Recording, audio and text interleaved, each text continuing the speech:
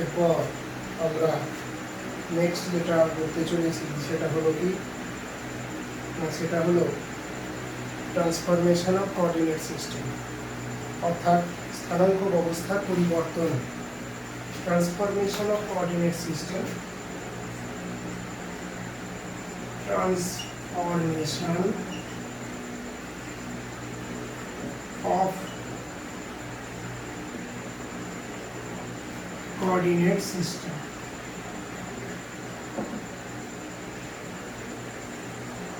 অর্থাৎ একটা স্থানাঙ্ক ব্যবস্থা তার পরিবর্তন করানো হয়। আমাদের আগে নিচু ক্লাসের সিলেবাসে এগুলো ছিল যে জ্যামিতিক পরিবর্তন, সেই পরিবর্তনটা কি দু প্রকার, একটাকে চলন আর একটাকে বলা হতো ঘূর্ণন। সেটাই আমরা এই স্থানাঙ্ক জ্যামিতিতে এখন পড়তে চলেছি, যে transformation of A coordinate system, অর্থাৎ স্থানাঙ্ক ব্যবস্থাকে কিভাবে পরিবর্তিত করা হয়। কেন পরিবর্তিত করা হয় না, আমাদের হিসাব নিকাশের সুবিধার্থে বা এর পরে পরে আমরা পড়ব কোনো চেনা বক্ররেখার সমীকরণ যখন আমরা এই দ্বিমাত্রিক স্থানাঙ্ক জ্যামিতির সাহায্যে দেখব, তাহলে সেই চেনা বক্ররেখার সমীকরণগুলো যখন জটিল আকারে আমাদের সামনে উপস্থিত হবে, তাদেরকে সেই চেনা আকারে নিয়ে আসার জন্য আমাদের স্থানাঙ্ক ব্যবস্থার কিছু পরিবর্তন করার প্রয়োজন হবে, অর্থাৎ তাদের শনাক্তকরণ আকারে যাওয়ার জন্য, ক্যানোনিক্যাল ফর্ম যাকে বলা হয়। আস্তে আস্তে পরে পরে আমরা এগুলো আরও জানতে পারব। তার জন্যই এটা আমাদের শুরুর কথা, যে স্থানাঙ্ক জ্যামিতি বা স্থানাঙ্ক ব্যবস্থার কোঅর্ডিনেট সিস্টেমে কী কী পরিবর্তন আমরা করতে পারি। এই যে স্থানাঙ্ক ব্যবস্থার পরিবর্তন, এটাও দুরকম। ট্রান্সফরমেশনটা কি, একরকম হলো কি ট্রান্সলেশন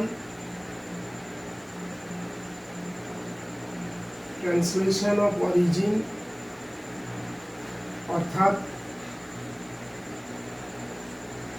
মূল বিন্দু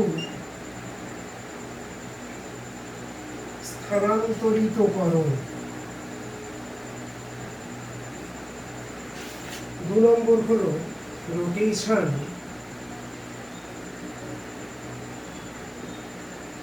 অফ অ্যাক্সিস, যাকে বলা হয়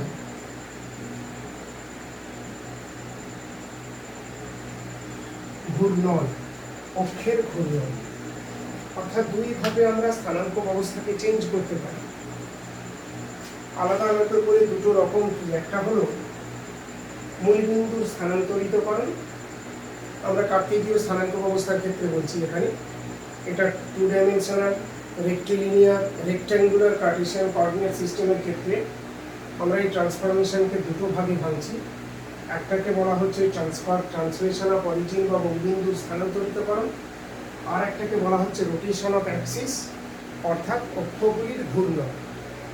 তাহলে নামকরণের মধ্যেই কিন্তু কিছুটা বুঝতে পারছিস যে প্রথম ক্ষেত্রে কি শুধুমাত্র মূলবিন্দুটা সরে যাচ্ছে, অর্থাৎ এক্স অক্ষ ওয়াই অক্ষের ছেদবিন্দু যেটা একটা ফিক্সড পয়েন্ট ছিল অরিজিন, শুধুমাত্র সেই অরিজিনটা সরিয়ে নিয়ে যাওয়া হচ্ছে।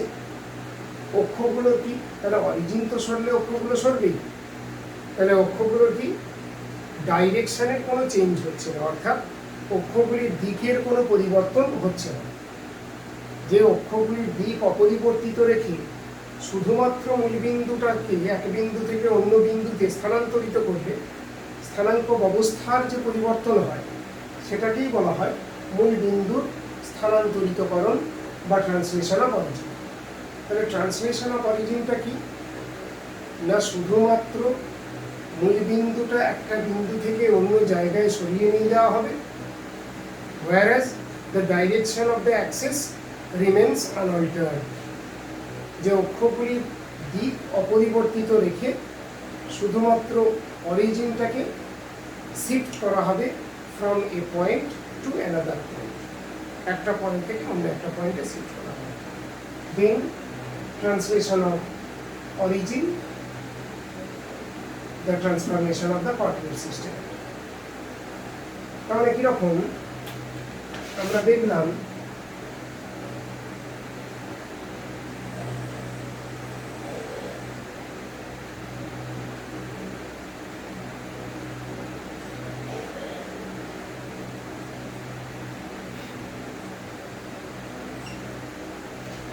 এটা হলো original X axis Y axis. আমাদের ক্যাপিটাল এ একটা fixed point H K, P হলো একটা এনি পয়েন্ট এক্স ওয়াই, অর্থাৎ পি পয়েন্টার যদি কোঅর্ডিনেট এক্স ওয়াই হয়, নিশ্চয়ই আমরা বলতে পারি অরিজিন থেকে এই ডিস্টেন্সটা এক্স, ওয়াই অ্যাক্সিস থেকে এই ডিস্টেন্সটা ওয়াই। আর এ পয়েন্টের ক্ষেত্রে এটা হলো এইচ, এটা হলো কি।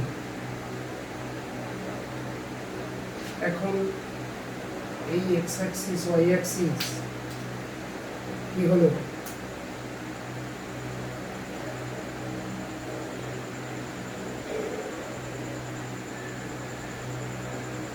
এক্স অ্যাক্সিস ওয়াই অ্যাক্সিস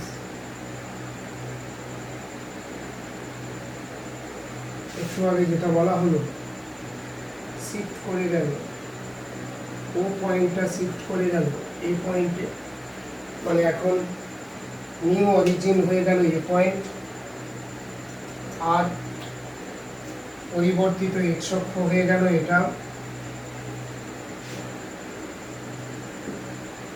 পরিবর্তিত ওয়াই অক্ষ হয়ে গেল এটা,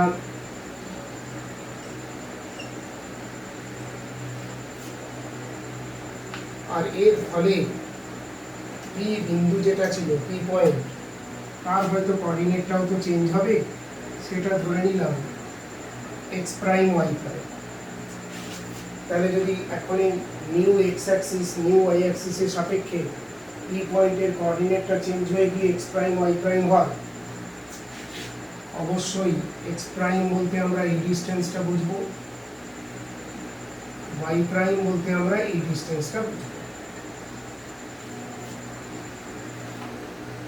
তাহলে ছবিটা বোঝা যাচ্ছে, প্রথম আমাদের এক্স অ্যাক্সিস ওয়াই অ্যাক্সিস ছিল অরিজিনালি একটা, তাদের ইন্টারসেক্টিং পয়েন্ট ছেদবিন্দু ও ছিল অরিজিন মূলবিন্দু।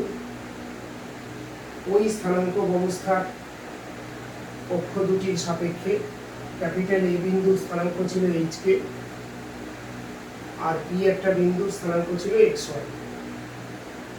এখন কি হলো, এক্স অক্ষটা প্যারালালি এ পয়েন্ট দিয়ে চলে গেল, ওয়াই অক্ষটাকে সমান্তরালভাবে এ পয়েন্ট দিয়ে নিয়ে আসা হলো, ফলে এখন মূলবিন্দুটা ও থেকে সরে এ বিন্দুতে চলে গেল। নতুন অ্যাক্সিস সিস্টেমে নতুন স্থানাঙ্ক ব্যবস্থাতে অরিজিন কিন্তু হলো এ। তাহলে তখন অবশ্যই পি বিন্দুর স্থানাঙ্কটা কিছুটা পরিবর্তন হবে। তাহলে পি বিন্দুর স্থানাঙ্কটা আমরা ধরে নিয়েছি পরিবর্তিত হয়ে এক্স ড্যাশ হয়েছে, ওয়াই ড্যাশ হয়েছে। তার মানে এই নতুন যে মূলবিন্দু এ, ওখান থেকে এই পি বিন্দুর যে লম্ব টানা আছে অ্যাক্সিসের ওপর, সেই পর্যন্ত দূরত্বটা এক্স ড্যাশ, আবার এখান থেকে পি পর্যন্ত দূরত্বটা ওয়াই ড্যাশ বা ওয়াই প্রাইম। তাহলে ছবিতে আমরা এই সমস্ত তাদের পরিচয়গুলোকে দেখানোর চেষ্টা করেছি।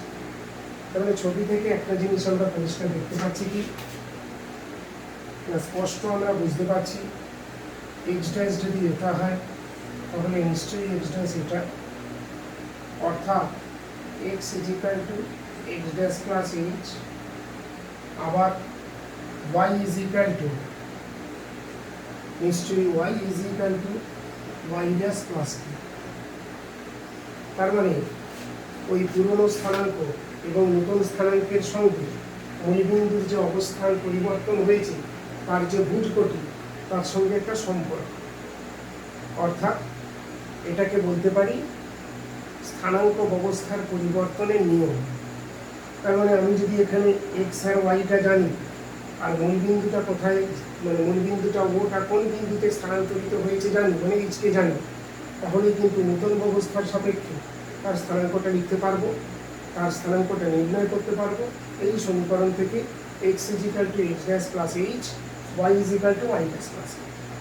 আবার কখনো যদি নতুন স্থানাঙ্ক ব্যবস্থায় আমরা স্থানাঙ্কটা জানি, তাহলে নিশ্চয়ই অরিজিনাল স্থানাঙ্ক ব্যবস্থায় স্থানাঙ্কটা নির্ণয় করতে পারবো। সেই জন্যে এগুলোকে এক কথায় বলা হয় কি laws of translation of origin. The laws of translation of origin, মূলবিন্দু স্থানান্তরিতকরণের সূত্র বা নিয়ম।